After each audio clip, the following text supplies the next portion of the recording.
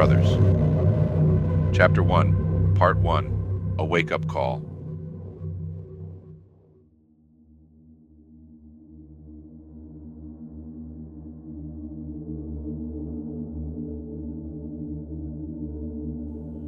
Luke woke with a sigh and that familiar thought of time to go to work. Already. He hadn't heard his alarm go off and hoped he hadn't slept through again. Reflecting on the things he'd need do to begin the day, he stretched his limbs and found they were stiff and aching. It occurred to him that it was still night.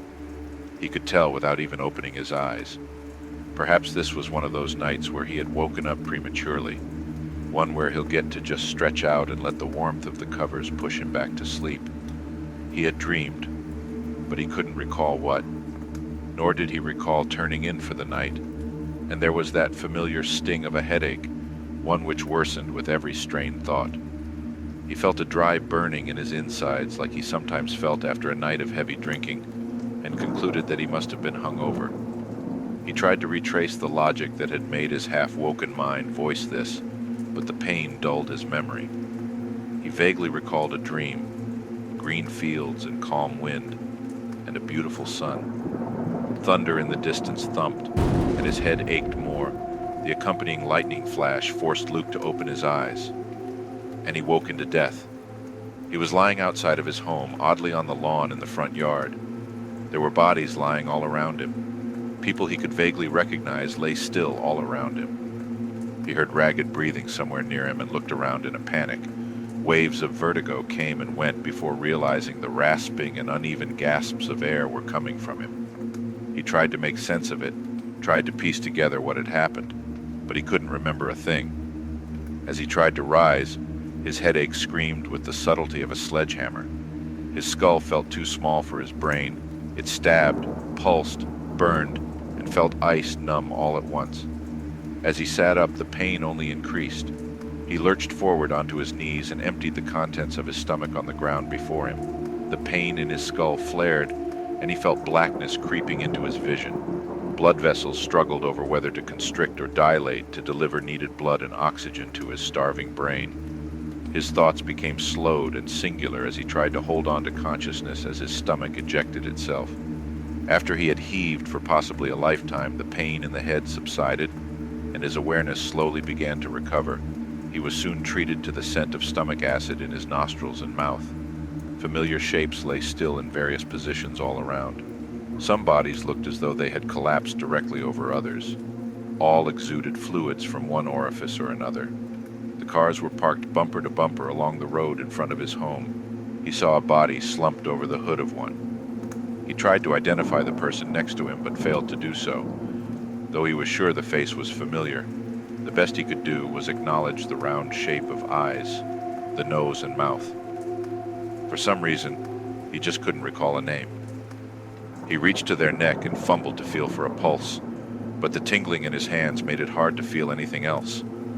He gave up as the nausea began to creep back into him. He quickly began to retch again. This time there was nothing left in him, and he coughed up little more than a small bit of bloody saliva. Mercifully, it was only a momentary wave and passed as quickly as it came. The ground beneath him was sticky from the fluids mixing on the concrete beneath him. It was the scent of used alcohol, stomach acid, urine, and uncontrolled feces from the bodies around him that finally motivated him to move. He stood up, and his body fought him every inch of the way, but eventually he managed it. Looking around left him with a sense of vertigo. He heard the rumbling of thunder off in the distance.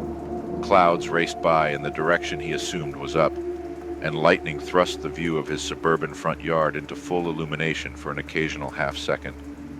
Finally, he recognized himself having a coherent thought, one which formed words. "What the hell happened?" he half-belched, half-whispered. But there was no one able to answer. The lucidity was slowly growing, and his thoughts gained focus. He saw the bodies of friends across the yard and remembered something about a party. There was no sound from those around him, not even breathing, no motion of any kind. Faces were slack and expressionless, and eyes seemed to stare permanently in random directions. He flinched away from every body when his eyes made contact. Time crawled slowly. The scene he witnessed seemed more like a badly exposed photograph as he tried to process it. Then he heard thunder. Though far away, it echoed seemingly at random. The sounds registered from in front of him, then behind, to one side, in front again. He found his sense of balance was quite challenged because of it. Every time the vertigo eased, it came back in full with the next round of thunder.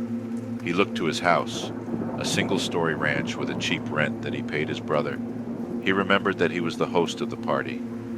Luke saw that there were no lights on in the house and assumed that the power had failed. He tried to look for anyone else who might be like him, confused, scared and physically ill. But quickly he had to give up in the dark. He could only fill in ghastly images into the faces he saw in the dark outside. A bolt of bright lightning rolled across the sky. It painted shadows across his home and the horrible visage outside. Shadows crawled over the bodies as the blue arc of electricity ran off into the clouds. He needed a flashlight, and they kept a few in the house. He limped toward the house, tripping over people and beer bottles. As he stumbled, he became more aware of an ear-piercing ringing sound that was nearly constant when there was no thunder. His body screamed with each step. He felt dehydrated, and every muscle in his body ached like he had just run a marathon. Every part of him was stiff and seemed to move in slow motion. Luke was gripped with a panicked fear, though he did not call out for help. He wanted to. He simply didn't have the strength. Also, he was unsure if he wanted to know the answer to his singular thought. Am I the only one? There was fear in him. This he knew. But he refused to acknowledge the thoughts that were piling in the back of his mind. Memories kept intruding into his haze. Some from long ago and some from only moments before started taking form. But he pushed them all away to process the now. Something hurt inside, but he ignored it and tried to focus on one step after another.